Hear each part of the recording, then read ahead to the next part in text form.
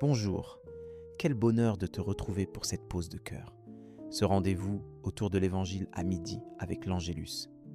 J'espère que tu ressens, là où tu es, combien Dieu désire te rejoindre, te parler personnellement et t'encourager dans tes défis du moment.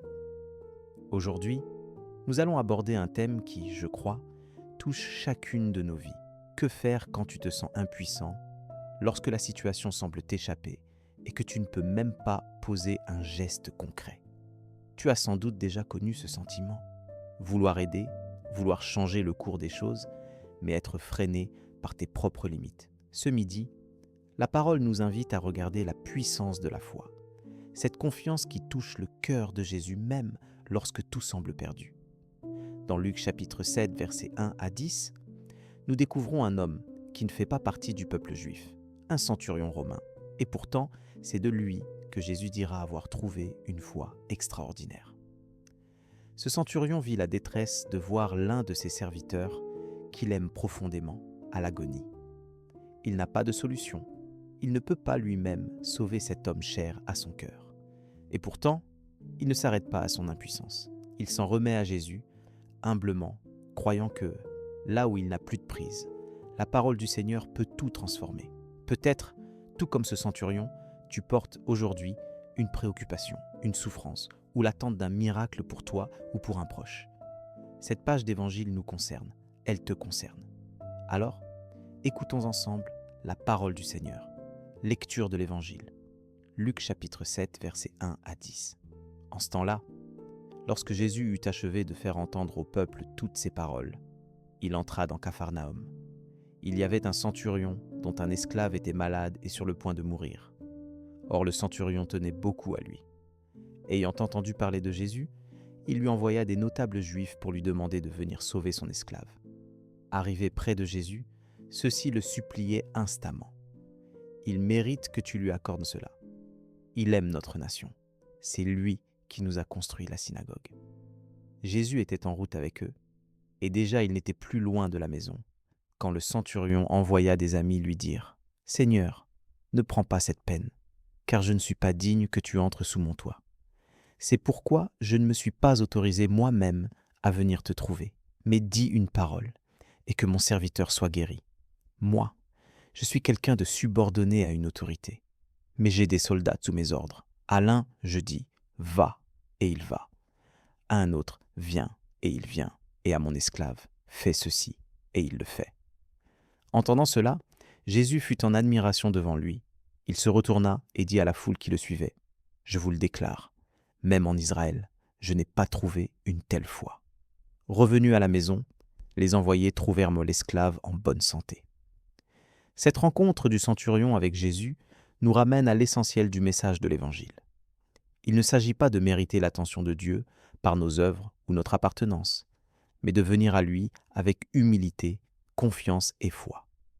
Jésus vient à la rencontre de ceux qui reconnaissent leur pauvreté intérieure, leur incapacité, et qui placent leur confiance en sa parole.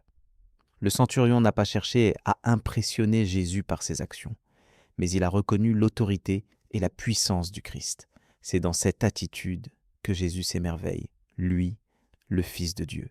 Cela veut dire que, toi aussi, là où tu te sens incapable, tu peux toucher le cœur de Jésus par une foi simple et authentique. Ce texte nous encourage à croire que la parole de Jésus a autorité sur toutes les situations, même celles où nous n'avons plus de force.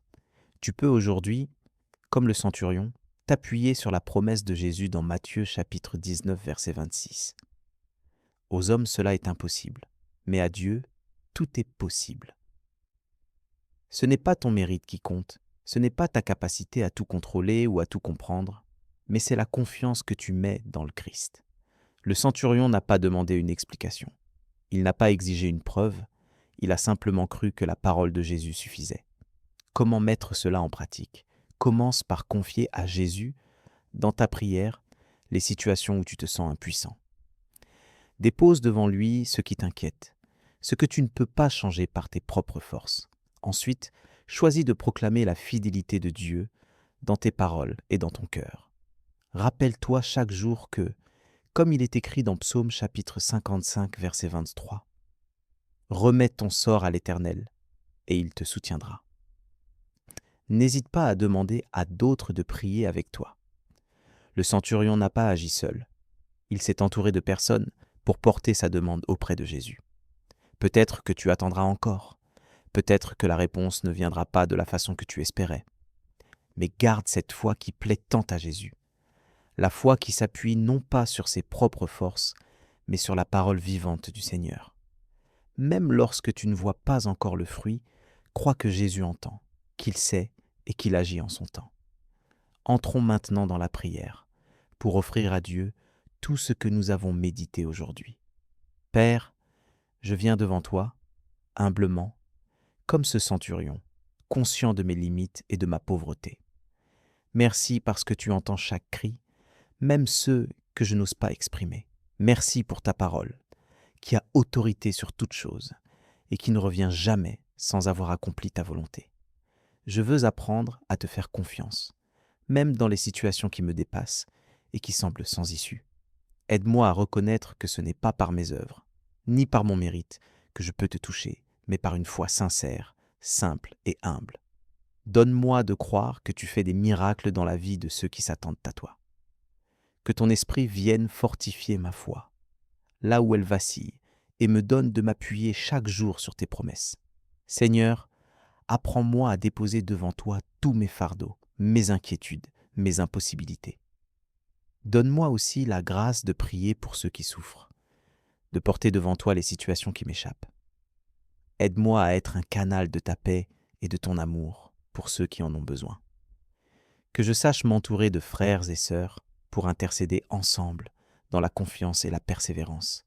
Aide-moi à ne jamais douter de ta fidélité. Seigneur, je veux proclamer que tout est possible, même ce qui me paraît aujourd'hui irréversible ou trop difficile. Viens toucher les cœurs. Viens visiter les lieux de ma vie où j'attends encore ta délivrance. Merci, parce que tu es le Dieu qui guérit, qui relève, qui restaure et qui honore la foi de tes enfants. Oui, je crois que tu agis, même là où je ne vois rien. Garde-moi dans la paix, dans la certitude que ta parole suffit et qu'elle produit toujours du fruit.